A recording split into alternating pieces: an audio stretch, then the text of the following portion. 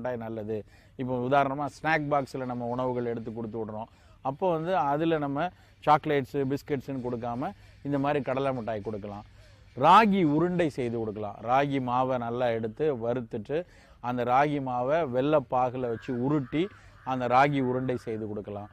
மாவு உருண்டைன்னு சொல்லுவாங்க. மாவு உருண்டைங்கிறது வந்து நல்ல பாசிப்பயிறு மாவை நல்லா பாசிப்பயிரை வறுத்து பொடி செஞ்சுக்கிட்டு அதில் சர்க்கரை வெல்லம் இதெல்லாம் சேர்த்து நெய்யில் லேசாக சூடான நெய்யில் உருட்டி அந்த மாவு உருண்டைன்னு சொல்லி கொடுப்பாங்க. அந்த மாவு உருண்டை வந்து மிகச்சிறந்த அளவில் உடல் எடையை கூட்டக்கூடியது. இப்போ பல்வேறு குழந்தைகளுக்கு அப்பா அம்மாக்கெல்லாம் உள்ள கவலையே எடுத்துக்கிட்டிங்கன்னா நல்லா வெயிட் போடலை, ஆரோக்கியமாக இல்லை, அடிக்கடி சளி இருமல் வருது. இதுதான் பல பெற்றோர்களுக்கு உள்ள கவலை.